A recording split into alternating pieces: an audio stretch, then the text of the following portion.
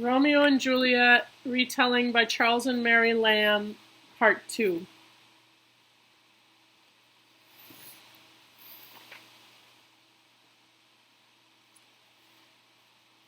The unwelcome daybreak seemed to come too soon, and when Juliet heard the morning song of the lark, she would have persuaded herself that it was the nightingale which sings by night. But it was too truly the lark which sang, and a discordant and unpleasing note it seemed to her. And the streaks of day in the east too certainly pointed out that it was time for these lovers to part. Romeo took his leave of his dear wife with a heavy heart, promising to write to her from Mantua every hour in the day, and when he had descended from her chamber window, as he stood below her on the ground, in the sad foreboding state of mind in which she was, he appeared to her eyes as one dead in the bottom of a tomb. Romeo's mind misgave him in like manner. But now he was forced hastily to depart, for it was death for him to be found within the walls of Verona after daybreak. This was but the beginning of the tragedy of this pair of star-crossed lovers. Romeo had not been gone many days before the old Lord Capulet proposed a match for Juliet.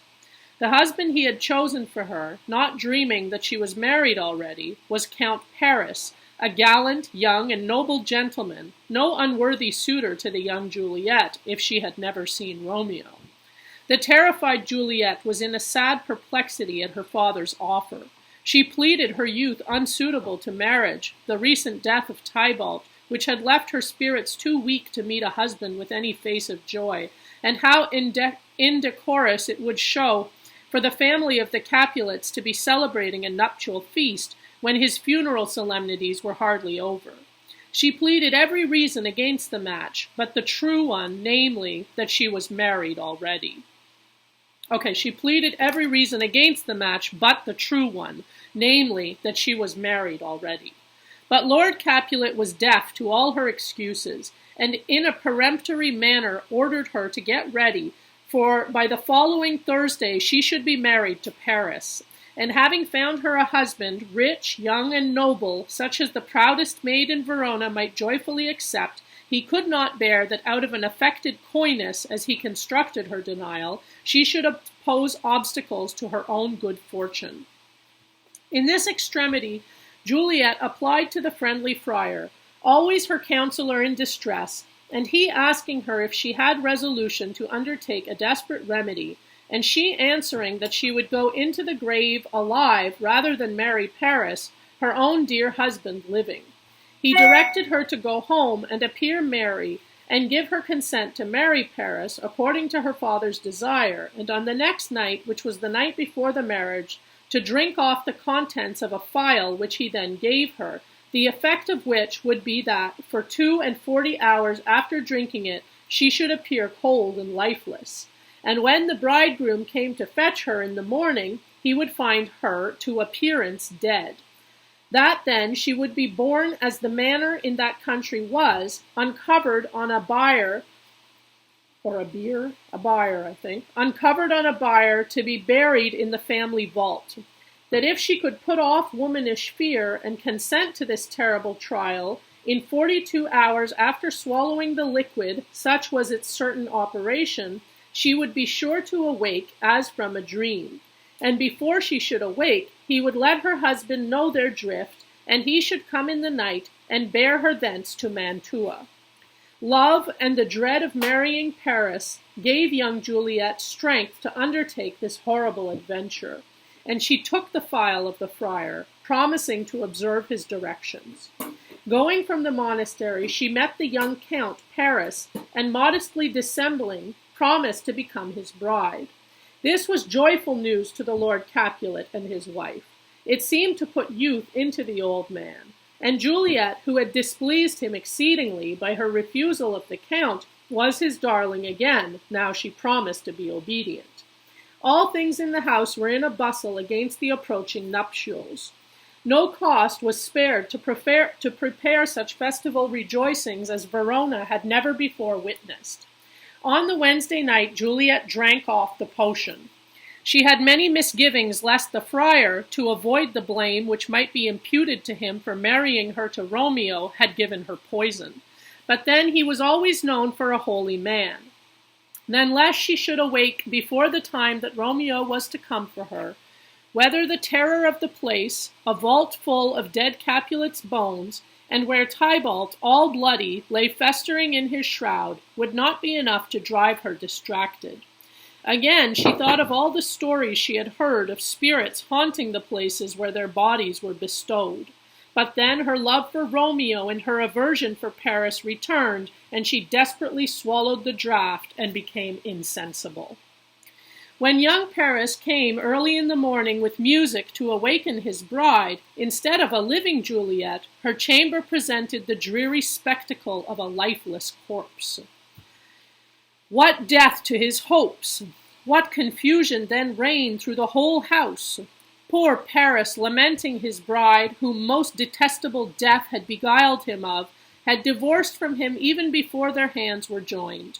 But still more piteous it was to hear the mournings of the old lord and lady Capulet, who having but this one poor loving child to rejoice and solace in, cruel death had snatched her from their sight, just as these careful parents were on the point of seeing her advanced, as they thought, by a promising and advantageous match. Now all things that were ordained for the festival were turned from their properties to do the office of a black funeral. The wedding cheer served for a sad burial feast, the bridal hymns were changed for sullen dirges, the sprightly instruments to melancholy bells, and the flowers that should have been strewed in the bride's path now served but to strew her course. Now, instead of a priest to marry her, a priest was needed to bury her. And she was borne to church indeed, not to augment the cheerful hopes of the living, but to swell the dreary numbers of the dead. Bad news, which always travels faster than good, now brought the dismal story of his Juliet's death to Romeo at Mantua, before the messenger could arrive, who was sent from Friar Lawrence to apprise him that these were mock funerals only, and but the shadow and representation of death, and that his lady lay in the tomb but for a short while, expecting when Romeo would come to release her from that dreary mansion. Just before, Romeo had been unusually joyful and light-hearted. He had dreamed in the night that he was dead, a strange dream that gave a dead man leave to think, and that his lady came and found him dead, and breathed such life with kisses in his lips that he revived and was an emperor. And now that a messenger came from Verona, he thought surely it was to confirm some good news which his dreams had presaged. But when the contrary to this flattering vision appeared, and that it was his lady who was dead in truth, whom he could not revive by any kisses, he ordered horses to be got ready, for he determined that night to visit Verona and to see his lady in her tomb. And as mischief is swift to enter into the thoughts of desperate men, he called to mind a poor apothecary, whose shop in Mantua he had lately passed, and from the beggarly appearance of the man, who seemed famished, and the wretched show in his shop of empty boxes ranged on dirty shelves, and other tokens of extreme wretchedness, he had said at the time, perhaps having some misgivings that his own disastrous life might haply meet with a conclusion so desperate, "If a man were to need poison, which by the law of Mantua it is death to sell, here lives a poor wretch who would sell it to him." These words of his now came into his mind, and he sought out the apothecary, who after some pretended scruples, Romeo offering him gold, which his poverty could not resist, sold him a poison which, if he swallowed, he told him, if he had the strength of 20 men, would quickly dispatch him. With this poison he set out for Verona to have a sight of his dear lady in her tomb, meaning, when he had satisfied his sight, to swallow the poison and be buried by her side. He reached Verona at midnight, and found the churchyard in the midst of which was situated the ancient tomb of the Capulets. He had provided a light and a spade and wrenching iron, and was proceeding to break open the monument, when he was interrupted by a voice which by the name of vile Montague bade him desist from his unlawful business. It was the young Count Paris, who had come to the tomb of Juliet at that unseasonable time of night, to strew flowers and to weep over the grave of her that should have been his bride. He knew not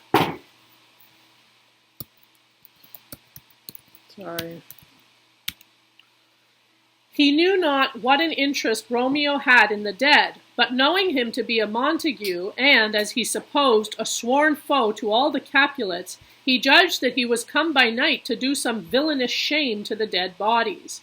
Therefore, in an angry tone, he bade him desist. And as a criminal condemned by the laws of Verona to die if he were found within the walls of the city, he would have apprehended him. Romeo urged Paris to leave him, and warned him by the fate of Tybalt, who lay buried there, not to provoke his anger, or draw down another sin upon his head by forcing him to kill him. But the Count in scorn refused his warning, and laid hands on him as a felon, which Romeo resisting, they fought, and Paris fell.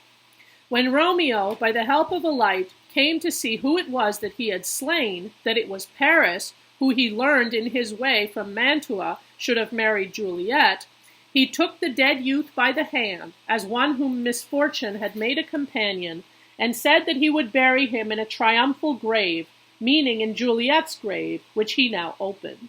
And there lay his lady, as one whom death had no power upon to change a feature or complexion in her matchless beauty, or as if death were amorous, and the lean, abhorred monster kept her there for his delight. For she lay yet fresh and blooming, as she had fallen to sleep when she swallowed that benumbing potion. And near her lay Tybalt in his bloody shroud, whom Romeo, seeing, begged pardon of his lifeless course, and for Juliet's sake called him cousin, and said that he was about to do him a favor by putting his enemy to death. Here Romeo took his last leave of his lady's lips, kissing them. And here he shook the burden of his crossed stars from his weary body, swallowing that poison which the apothecary had sold him, whose operation was fatal and real, not like that dissembling potion which Juliet had swallowed, the effect of which was now nearly expiring, and she about to awaken to complain that Romeo had not kept his time, or that he had come too soon. For now the hour was arrived at which the friar had promised that she should awake, and he, having learned that his letters which he had sent to Mantua by some unlucky detention of the messenger had never reached Romeo, came himself, provided with a pickaxe and lantern, to deliver the lady from her confinement. But he was surprised to find a light already burning in the Capulets' monument, and to see swords and blood near it, and Romeo and Paris breathless by the monument. Before he could entertain a conjecture to imagine how these fatal accidents had fallen out, Juliet awoke out of her trance, and seeing the friar near her, she remembered the place where she was and the occasion of her being there, and asked for Romeo. But the friar, hearing a noise, bade her come out of that place of death and of unnatural sleep, for a greater power than they could contradict had thwarted their intents. And being frightened by the noise of people coming, he fled. But when Juliet saw the cup closed in her true love's hands, she guessed that poison had been the cause of his end, and she would have swallowed the dregs if any had been left, and she kissed his still warm lips to try if any poison yet did hang upon them. Then, hearing a nearer noise of people coming, she quickly unsheathed a dagger which she wore, and, stabbing herself, died by her true Romeo's side. The watch by this time had come up to the place. A page belonging to Count Paris, who had witnessed the fight between his master and Romeo, had given the alarm, which had spread among the citizens, who went up and down the streets of Verona confusedly exclaiming, "A Paris! A Romeo! A Juliet!" as the rumor had imperfectly reached them, till the uproar brought Lord Montague and Lord Capulet out of their beds, with the prince, to inquire into the causes of the disturbance. The friar had been apprehended by some of the watch, coming from the churchyard, trembling, sighing, and weeping in a suspicious manner. A great multitude being assembled at the Capulets' monument, the friar was demanded by the prince to deliver what he knew of these strange and disastrous accidents. And there, in the presence of the old lords Montague and Capulet, he faithfully related the story of their children's fatal love, the part he took in promoting their marriage, in the hope in that union to end the long quarrels between their families. How Romeo, there dead, was husband to Juliet, and Juliet, there dead, was Romeo's faithful wife. How before he could find a fit opportunity to divulge their marriage, another match was projected for Juliet, who, to avoid the crime of a second marriage, swallowed the sleeping draught as he advised, and all thought her dead. How meantime he wrote to Romeo to come and take her thence when the force of the potions should cease, and by what unfortunate miscarriage of the messenger the letters never reached Romeo. Further than this the friar could not follow the story, nor knew more than that coming himself to deliver Juliet from that place of death, he found the Count Paris and Romeo slain. The remainder of the transactions was supplied by the narration of the page who had seen Paris and Romeo fight, and by the servant who came with Romeo from Verona, to whom this faithful lover had given letters to be delivered to his father in the event of his death, which made good the friar's words, confessing his marriage with Juliet, imploring the forgiveness of his parents, acknowledging the buying of the poison of the poor apothecary, and his intent in coming to the monument to die and lie with Juliet. All these circumstances agreed together to clear the friar from any hand he could be supposed to have in these complicated slaughters, further than as the unintended consequences of his own well-meant, yet too artificial and subtle contrivances. I'm going to read that again. All these circumstances agreed together to clear the friar from any hand he could be supposed to have in these complicated slaughters, further than as the unintended consequences of his own well-meant, yet too artificial and subtle contrivances. And the prince, turning to these old lords, Montague and Capulet, rebuked them for their brutal and irrational enmities, and showed them what a scourge heaven had laid upon such offenses, that it had found means, even through the love of their children, to punish their unnatural hate. And these old rivals, no longer enemies, agreed to bury their long strife in their children's graves. And Lord Capulet requested Lord Montague to give him his hand, calling him by the name of brother, as if in acknowledgment of the union of their families by the marriage of the young Capulet and Montague, and saying that Lord Montague's hand, in token of reconcilement, was all he demanded for his daughter's jointure.